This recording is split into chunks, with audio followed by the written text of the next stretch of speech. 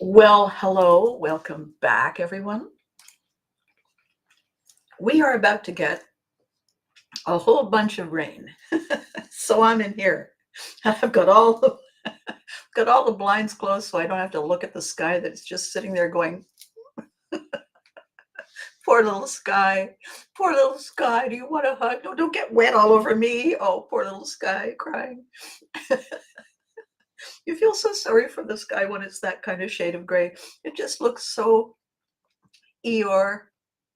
It just looks like a heffalump. You just want to give it a hug. Not and a wet hug or anything. You just, metaphorically, you just want to say, there, honey. I know I've been there. So how are we? On a scale of 1 to 10 this morning, how are we? 10 being awesome. Let me know in the comments. Let me know. The conversation I want to have today is so awesome that I almost don't know if I can do it without leaping in the air and clicking my heels and dancing in circles. And I know that when I say something like that, people say, oh yeah, here we go. Except that sometimes it's true. So before we begin, I just want to say thank you. For starters, just thank you for coming. Thank you for saying, oh, look at the time. I think I'll sit and watch Abby and see what she's up to. Thank you for telling your friends, and thank you on the platforms that are suddenly starting to post my stuff, and I'm getting some more looks, some eyes on my stuff. Thank you for deciding to check it out. It's amazing, It is speaking to the very topic today. So for those of you long time and recent and immediate connectors and look-seers on LinkedIn and YouTube and Instagram and Twitch and of course Facebook, welcome. Welcome to my little corner of the world. By the way, I'm Abby Haggard. And by the way, if you didn't know the backstory, once upon a time, I made an odd decision. I said, yes, I would like to be a mom on television. And they said, oh, good. Come on in, sit down. Good morning, Miss Maggie. How are you? I see you got my message. So I haven't had time to look at it because talking, but we will chat at a higher level. So today I had a couple of things happen. The universe saying, hey, look at this. And they all fit together the way you always hope things fit together when you're trying to, you buy something from IKEA and they give you a little, they give you this, the Allen key, and you are the wing nut, of course. So the question that I asked for this video was, what is the distance between reluctance and readiness? What is the distance between resistance and readiness? Reluctance, resistance, same thing. And I'm going to tell you the answer, and then I'm going to talk about why. Okay? The distance between reluctance, resistance, and readiness is recognition. And the recognition is, that moment when the back of the brain and the front of the brain have the same aha at the same time, and the back of the brain is incapable of speech. The front of the brain is incapable of emotion. When you put the two together, the best you get out of a person is, and it feels like somebody punched you in the solar plexus. So, and by the way, that's a very cool profiling thing. When you're telling something to somebody or to a group of people, and a few voices go, it means that you caught them in the two places where you need to catch them for them to completely grasp and buy in, because they woke up. Did not know that before. Did not think that before. What do I do with that now? That's what that sound is, okay? So the distance between reluctance or resistance and readiness is recognition. Recognition of what? Recognition of possibility? No. No, and I know you're surprised when I said that because I'm always talking about infinite possibility. It's not the recognition of possibility. I'll tell you what it is.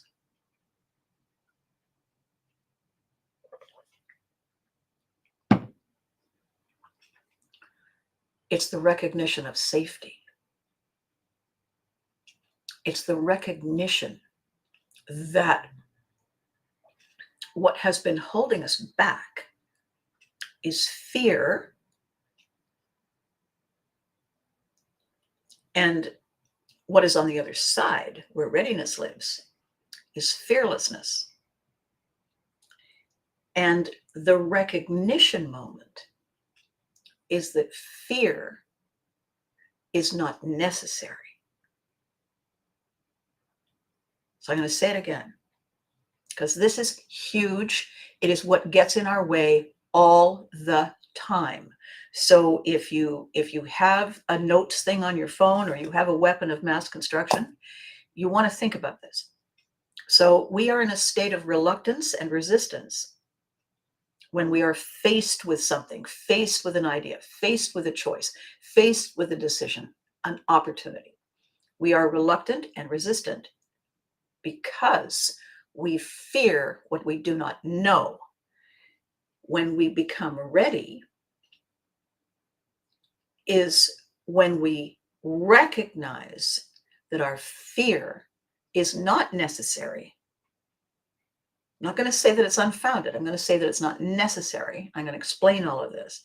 Our fear is not necessary because this choice, this option, this readiness will continue to keep us safe.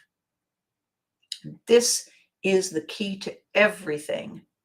All of the training, all of the motivators, all of the mantras, all of the elevate your this and manifest your that, they are as useless as a three-wheeled anything that is meant to have four wheels. If we do not address fear, and I'm going to tell you why. It is part of what is wrong with all of us all the time. Not fear, but what we think fear is. Now, there's a part of us, it's called the ego, right? And the ego is basically bigger than I'm all that in a bag of chips. The ego is who we believe ourselves to be. It is critical. It is judgmental. It can only assess who it believes we are by comparing and contrasting us with others outside us. And it gets in our way all the time when context is not helpful.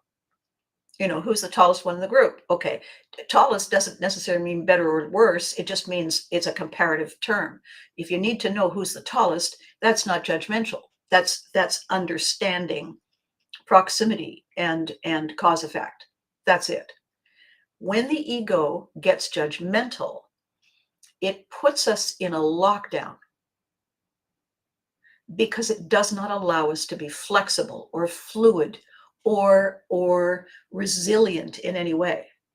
It forces us into rigid ideas, rigid beliefs, rigid structures. Why? It's fear-based.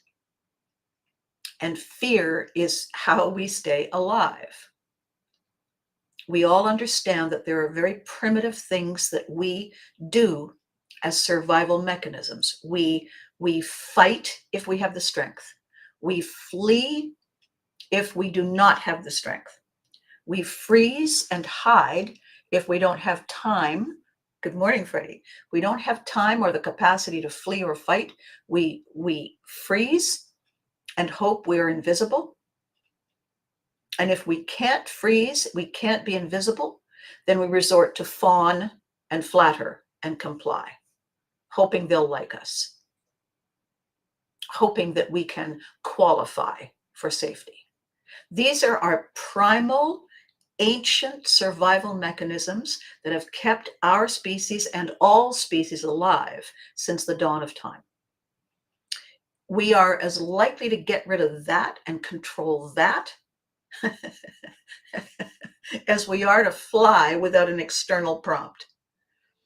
So the idea that we can overcome our fear and we can get control of our emotions is lunacy, because they keep us alive and they are owned by, driven by, controlled by, instructed by the survival brain that only knows the present, is pre-verbal, can't hear what anybody's saying, can only sense danger, and then sends out messages that trigger hormones and responses so that we stay alive. And that is not just external issues. That is when the heart is not beating properly. That is when we choke on something. That is when something foreign invades us and we have, our immune system. That's all driven by our systems engineer working in the basement, our survival brain, our subconscious brain. 95% of the work is done by our subconscious brain. 5% is done by the front that thinks we're in charge. We're in charge because they're there. So back to the conversation. The distance between reluctance and resistance and readiness is recognition. Recognition of what? Recognition that it is not to be feared. We can be fearless and survive. Once our whole body brain knows that, we are unstoppable. And I want to explain, so just so you understand, the minute we see that there is no danger in letting go of what was and taking hold of what is right there, saying, ooh, we are unstoppable. Will we fall down? Absolutely. I do it all the time. If you need help, talk to me.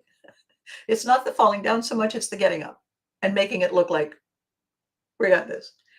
So here is the conversation that you and I are going to have now that we are days away from our launch. We are days away, ladies and gentlemen, boys and girls, humans of all shapes and sizes. We are days away from you saying, so are you telling me that this stuff you are doing for free, you can now do one-on-one with me? The answer is yes. Yes, because all the tools are now honed and sharp and polished and ready to share. This is our moment. This day, the 30th of October, one more day till the end of October, and November is our beginning, our fresh start. It's so exciting. November 2025. You've been a long time coming, and we can't wait. So here we go. One more sip, and I'll dive right in. You're going to love this. I swear to you.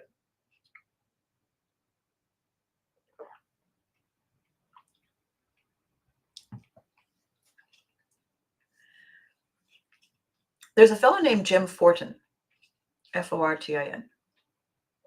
He's a coach, and he calls himself a subconscious transformation coach. Doesn't mean that he's subconscious. It means he helps us rewire.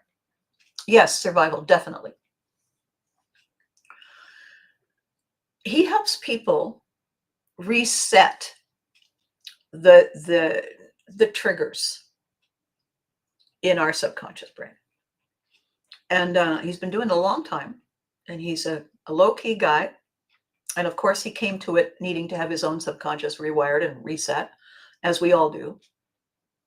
And he gradually came to the understanding that we all do a thing, all of us, that gets in our way. And I'm going to tell you what it is. So Jim Fortin, you can look him up. Don't look him up right now because he's around. You can see him. So are you ready, Miss Maggie? Well. How's that for timing, darling? Okay. If your subconscious is fixated on something, it's because it is responding to a thought we had, to an aha moment that filtered in. And when the thought is powerful, we make a mistake, and it's a natural mistake to make, and it's not a thing to be ashamed of. We think the thought is driving the bus. It's a reasonable assumption to make, because if we're upset, if we're panicked, if we've said to ourselves, we're all going to die, if we've said to ourselves, I'll never lose weight, if we've said to ourselves, he doesn't like me, if we've said that, if we've heard that, if we've anchored that, and our subconscious is acting on it as fact, because the subconscious doesn't know the difference between an idea and an actual thing. It's kind of like the Catholic faith. If you think it, you're guilty of it. Might as well do it then, said so many people I used to know.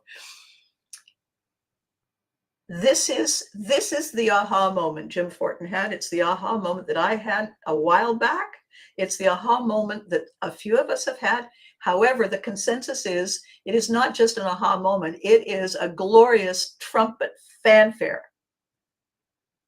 We are not the thought. We are not the thought. We are the thinker of the thought. We are the one who thought it. The thought did not think us. Are you with me? We thought the thought did not think us. If we thought the thought, you know what we can do? We can think a different one. We can, in the middle of thinking, he's never going to call. Why isn't he going to call? We can also think, pork chops for supper. We can also think, ow, we didn't need to put that table right there where my toe is. We can think 11 billion things before breakfast. So that thought that thinks, I'm it, it's all about me, is delusional, because we can replace it. How is that important? Okay, I had an anxious thought the other night. I woke up in the middle of the night, did that thing, walking to that small room with all the porcelain stuff, came back, and I had an anxious thought. And then I sat there and allowed that anxious thought to keep me awake for like half an hour. And then finally I said, okay, this is ridiculous. And I did my 30-second, 5-finger breathing exercise, and I was fine. I went to sleep because I have solutions. But it took me 30 minutes to remember that I had a solution, because I was fixated on the thought, because it was going round and round and round and round. It was yelling at me and looking at me and it said, and I couldn't focus and I couldn't concentrate. And when I did this, and then I gradually slowed down, because I was going like Sterling Marlin around a racetrack. When I gradually slowed down, and then I got to the second hand, and I was over here, and I thought, that's interesting. I'm not thinking that thought. I'm thinking how cool this feels. I have replaced that thought. Well, perhaps I'll think a different one. And I had reset. I had recognized and I had reset who is in charge, who is calling the shots. Moi, not the thought. Isn't that interesting? Okay, the reason I'm telling you that is this. The thing that holds most of us back all the time is the ego telling us that we're not good enough. The ego, the judgy McJudge that says, he's taller, she's prettier, they're smarter. And we gradually beat ourselves down into a quivering pile of, I think I'll just stay under the bed. That's the ego.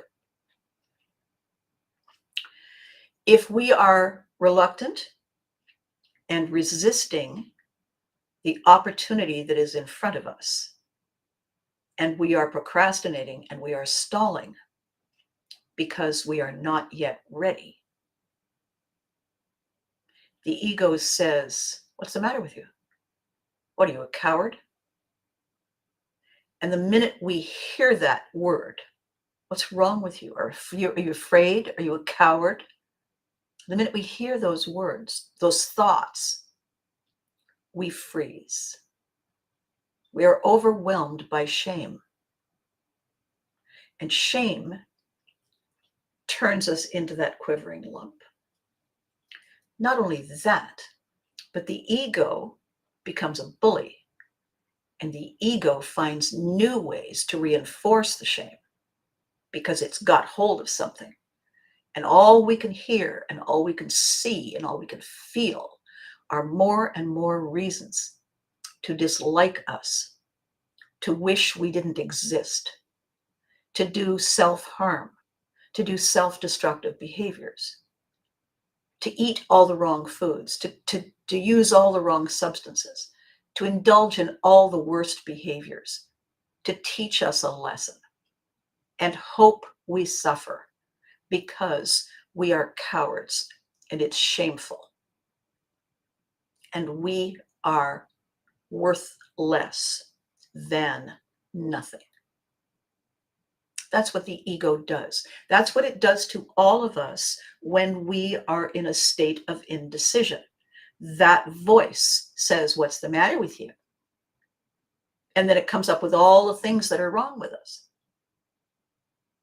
And the subconscious does not know that those thoughts aren't true. And it floods us with all of the cortisol we need to stay in a toxic swirl. That's how that works. That's what we do. Shame is the most dangerous thing to our wellness, our survival, and our peace of mind. Because when there is a real threat, when there is a real issue, we have taught ourselves that we don't deserve to survive. We put ourselves out there. We render ourselves helpless. We make ourselves unhealthy so we cannot defend. We make ourselves incapable. We take away all our resources. We give them away. We overcompensate. We don't police our boundaries. We tell everybody, no, pay what you wish. Don't pay what we're worth. Don't mind me. Allow me to serve. I know I served badly, Master. That's where we go when all we did was, I need a minute to read the fine print. That's where we go when the ego says, "What's the matter with you?" How do we stop it? I'll tell you how we stop it. We are the thinker of our thoughts. What we need is a trigger to remind us of that. What we need is a habit that we create when we're in a positive state and practice it daily to make it solid and strong, to protect us, defend us, and keep us on track. And I'm going to tell you what that is. Because we are on the brink of beginning this, and I want all of you to say, "I'm ready. Beam me up. Sign me in." Because we all need this. Okay. And take one more sip and then I'm going to tell you. So get your make the notes thing, get your weapon of mass construction, because you need to know this, okay?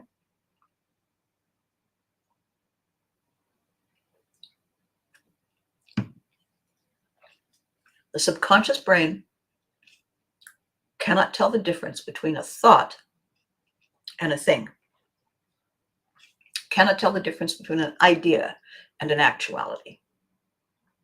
The subconscious brain has the capacity to do many functions as long as they are simple and repetitive. Subconscious brain is the part of our brain that drives the car on the endless highway, when all it has to do is this and that. It hands the controls back to us when a deer leaps out of the trees, which is why the conscious brain goes, shit, where did that happen? And where are we? Because we were busy thinking about pork chops. The subconscious brain needs a habit, a set of repetitive tasks. The way to stop a habit, drop a habit, is not to go cold turkey.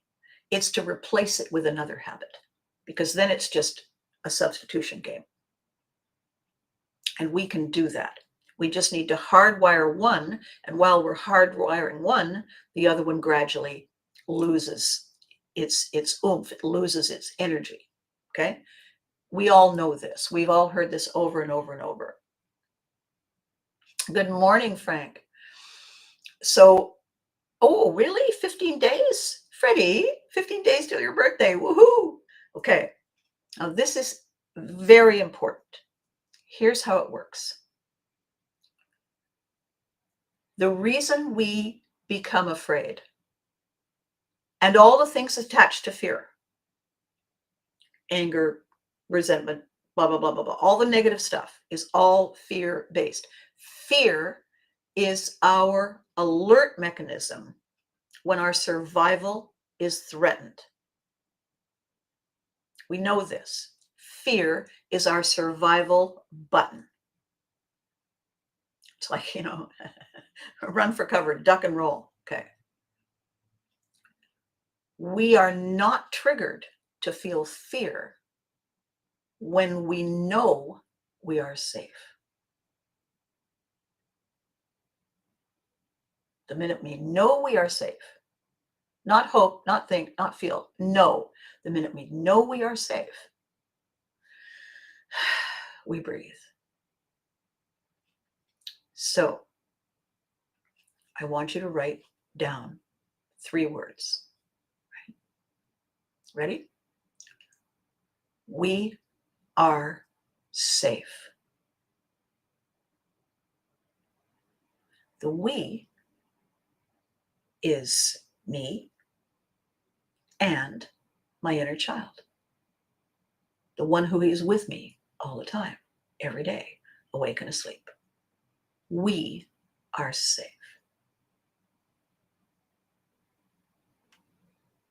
How do we feel about that?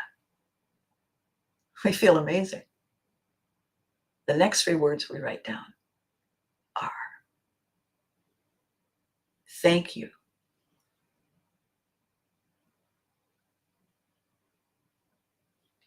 We are safe. Thank you. Because we feel gratitude. We feel gratitude that we are safe.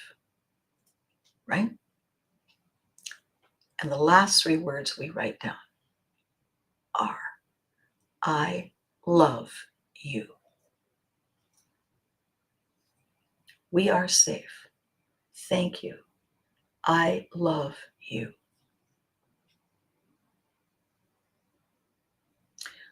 Why do I want you to do that? Because it answers the 3 concerns that all creatures have. Are we safe? Do we feel gratitude?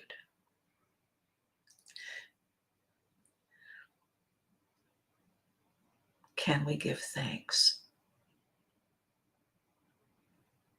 Can we show we care?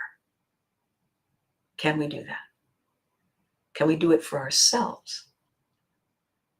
Can we do it for the ones we love? I feel safe. Thank you. I love you. Can we do that? Of course we can. Now, how this works for us is remarkably simple and at the same time incredibly important. We write those down. I just asked you to write them down. I want you to get a Post-it note. And I want you to write those 3 statements down on the Post-it note. We are safe. Thank you. I love you. And I want you to take the Post-it note and I want you to go to the bathroom and put it on your mirror, just above eye level. Okay? And then I want you to do this for you with me every day for 30 days. Okay? Because this is how we build a habit. And a simple habit is a simple repetition that replaces a previous habit, okay? When you're getting ready in the morning and you've just brushed your teeth, stop. Look at that Post-it note and then look just below the Post-it note in your eyes. In your eyes. Make eye contact and say, we are safe. Thank you. I love you. And I want you to repeat it 10 times. 10 times to get in a rhythm. 10 times to take the time, the way it takes this. This takes the same amount of time. I don't want you to do both because it's kind of like chewing gum and walking or rubbing your stomach, okay? I want you to just focus on the 3 statements, slowly, looking in your eyes. We are safe. Thank you. I love you. And I want you to do it right after you brush your teeth. And then I want you to do it at lunchtime. And if you're at work and it's a public bathroom and you can't do it the same way, you can still go and find a place. You can take it out of your purse, out of your pocket, this little Post-it note. And you don't have to say it out loud because you're in a public place, but I want you to read those 3 sentences 10 times. And let it sink in. Takes 30 seconds. And then at night, after you brush your teeth, before you get into bed, in the mirror, in your bathroom, do it again, 10 times. We are safe. Thank you. I love you. I'm going to tell you what that does. That rewires the basic platform on which every other thing we know and do and believe and feel, the foundation of our little edifice, our little building called us, is now founded on confidence, on sanctuary, on gratitude. And when you have confidence, sanctuary, and gratitude, there's this little thing that happens in your head. It looks up and it says, what's that? What's that? What if?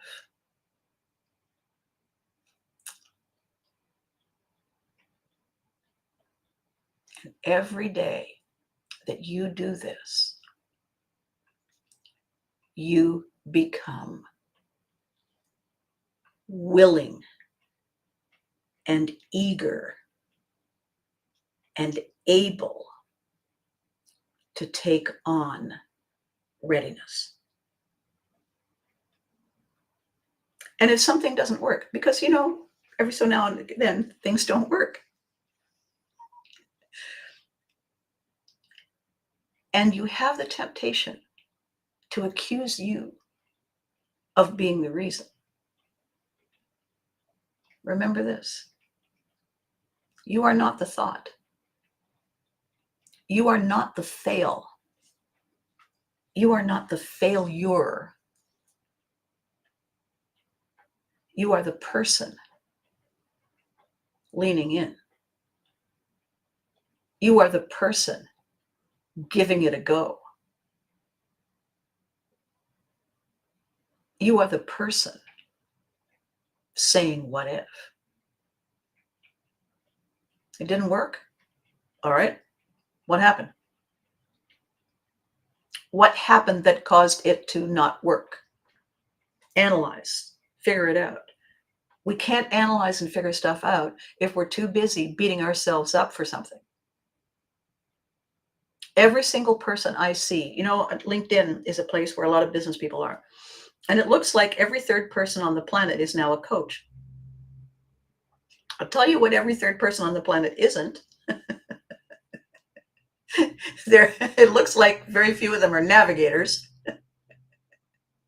It looks like they're all starting from in the boat as opposed to how to get to the boat, how to get the boat out to sea. They're all in the boat. Come on, folks, I can coach you. Let's all row, okay? I forgot my lunch.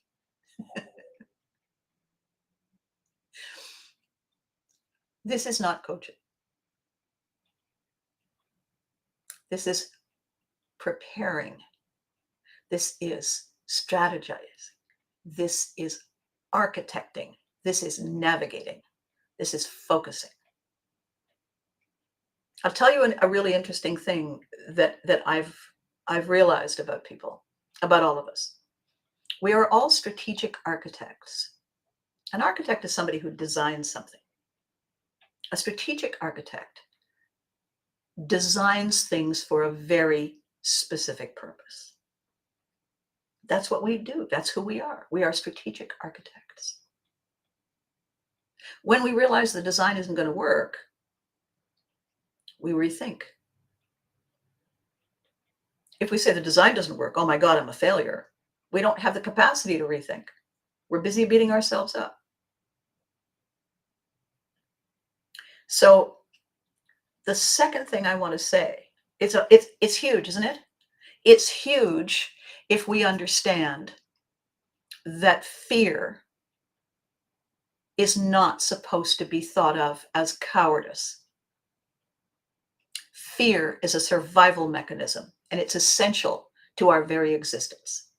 So the ego got it wrong. That doesn't mean the ego is a loser. It means that the ego got it wrong. It chose the wrong word. Unfortunately, we used that word and we defined that word and we relied on a story based on that word, and the story is incorrect. Now, the thing about stories, the thing about a plot, the thing about you go and see a movie and it starts like this and it goes like this and it ends up like that. That's the plot.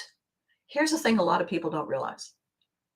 Plot does not drive character. Character drives plot.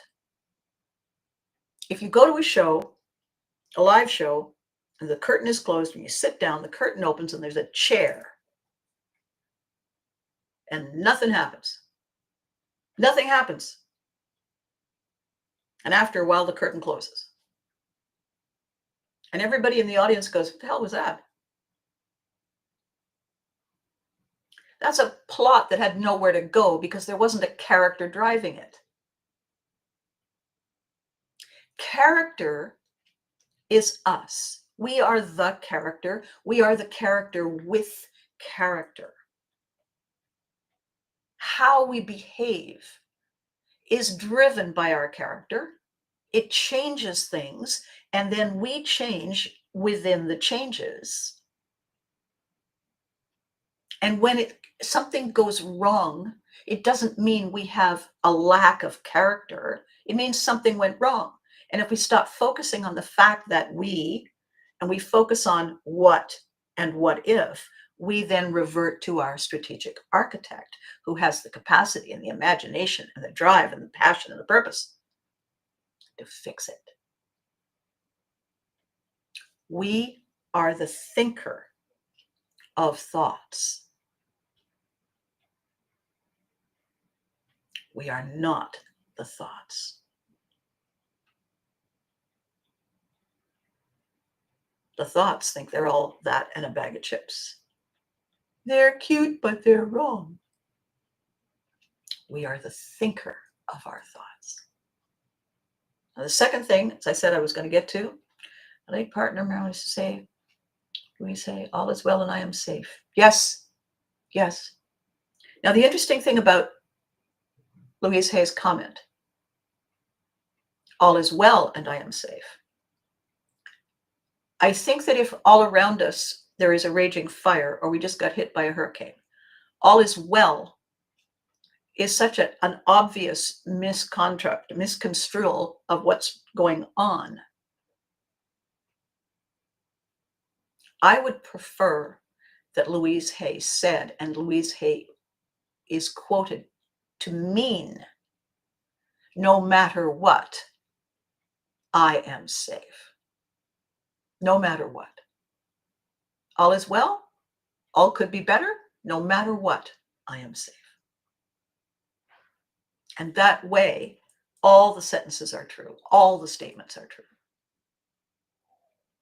So here's the second thing that I keep alluding to. I want you to picture yourself in a building, a very, very tall building. And you are surrounded by a whole bunch of very tall buildings. And if you're not a person who lives in a big city, so you have a hard time imagining that, I want you to picture yourself in a forest.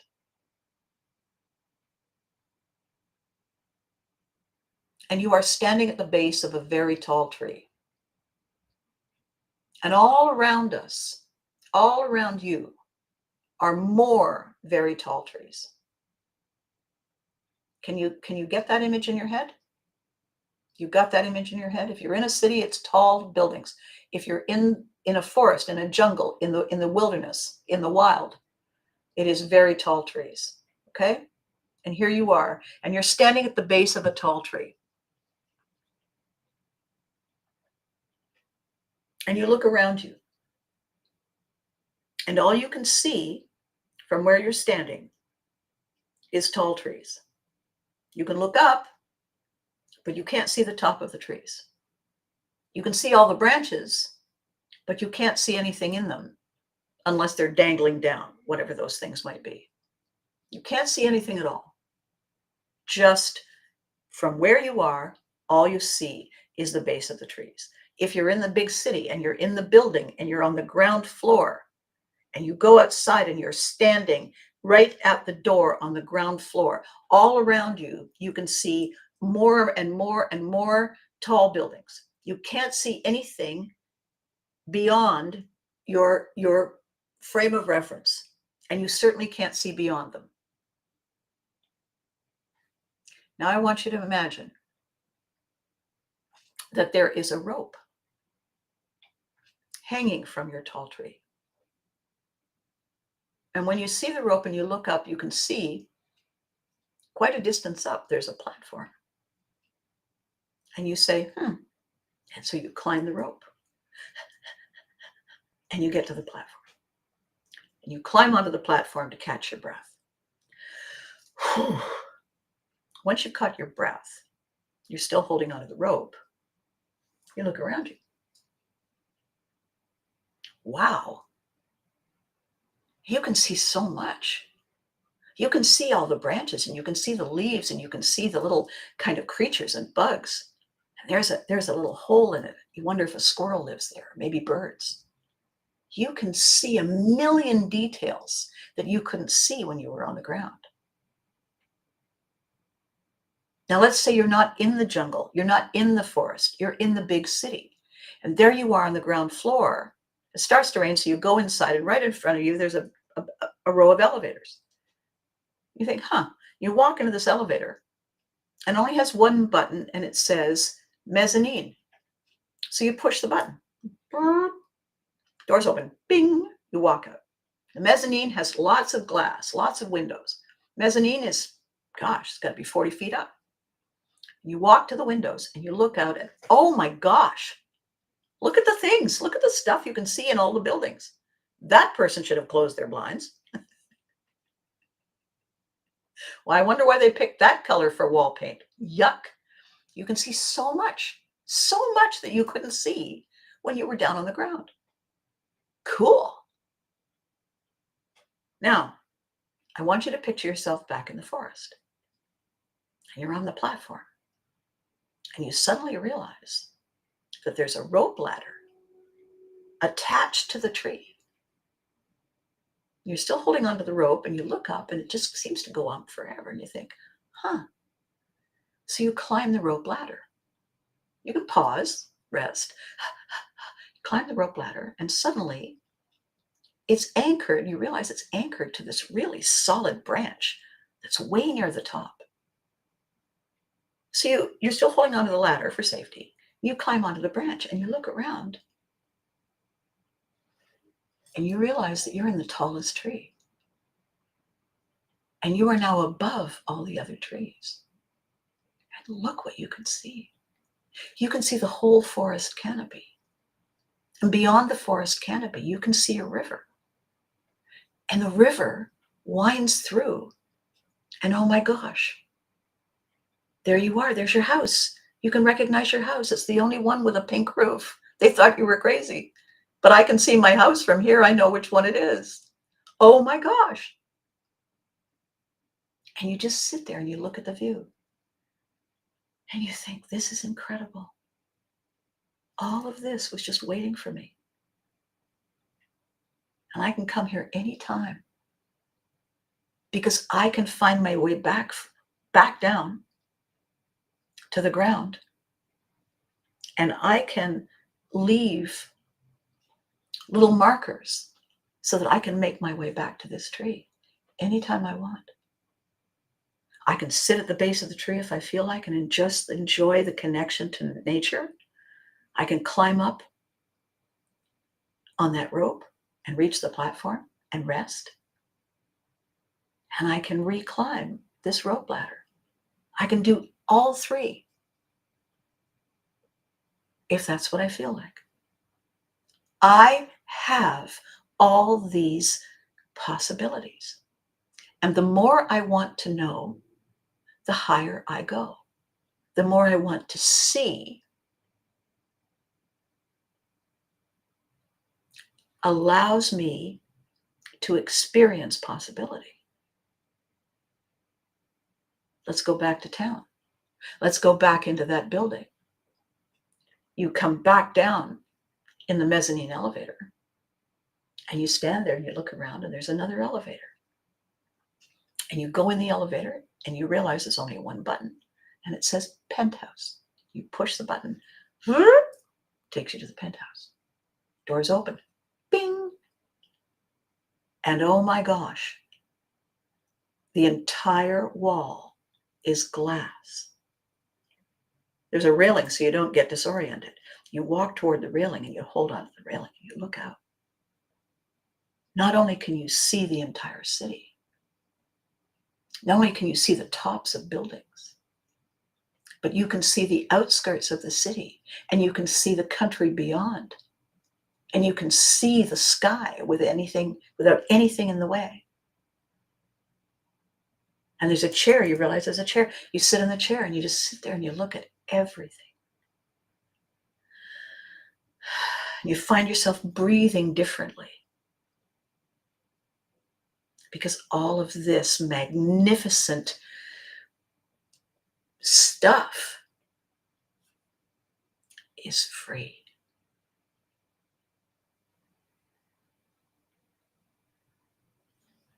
It's ours for the asking. Anytime we want. And eventually you realize you're hungry. It's lunchtime. You come down, you go back to the ground. And you go to the cafeteria and you get something to eat. And you're sitting there and you pause for a minute and you think, I had no idea how much there is that is within my reach.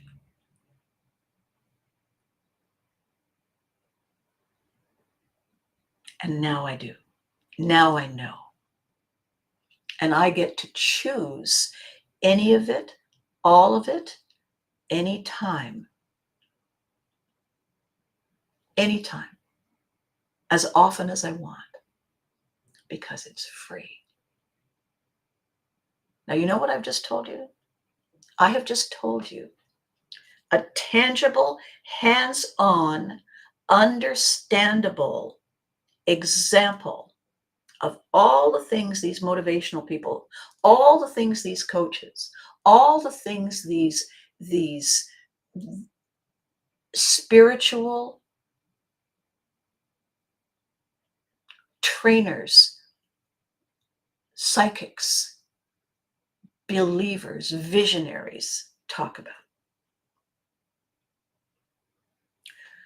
Raising yourself, your vibration to be in a different state is elevating you, no?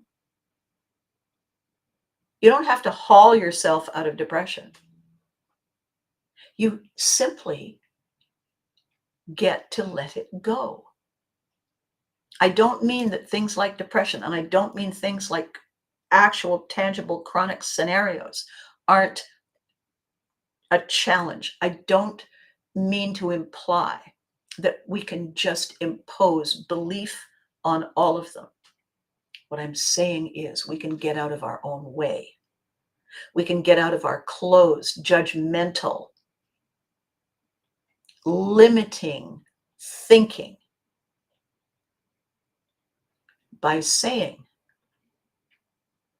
I am safe. Thank you.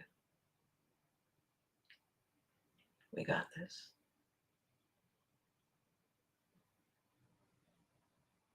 I love you. Once we give ourselves permission to remember that we are the thinker with the power to choose, then all we must do is practice. Start small. Get a post-it note. Write 3 sentences on it. I love you. Thank you.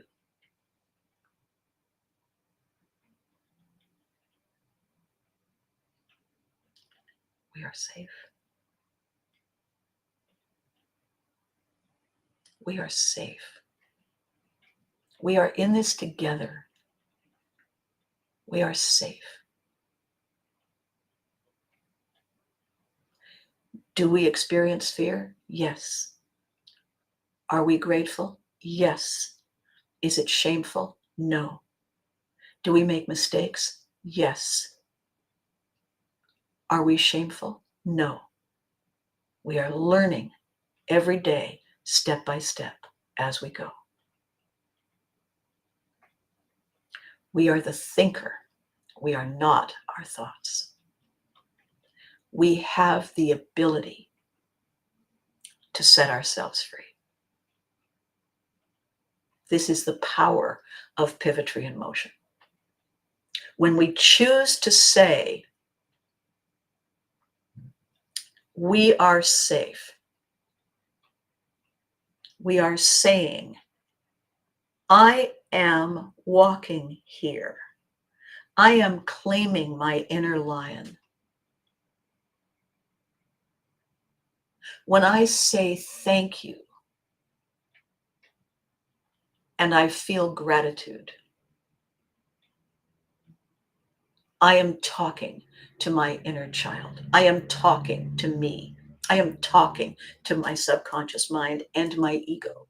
We are safe. Thank you. I love you. Because we are not alone. We are all in this together. And this, boys and girls, ladies and gentlemen, humans of all shapes and sizes, is why the Vikings conquered the world. Because we were brilliant navigators and iconic storytellers. And the reason our stories live on is that inside each one there is a nugget of truth. And the nugget of truth that I gave you just now, that you now own free and clear, a gift from me,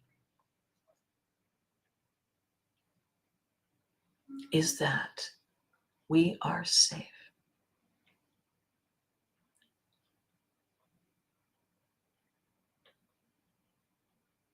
We are free to be the person we were meant to be. How awesome is that? How many of you are saying to yourselves, Abby might be onto something here? Are you excited for the 1st of November when I tell you how we're going to do this together? I'll bet you are. I know I am. And with all of that, I'm going to say thank you for watching. Thank you for investing the time. Thanking you for believing in you and allowing you to believe in me. Thank you. It means everything. So be good to you. Look for that tree. Remember to hug your loved ones. They deserve it.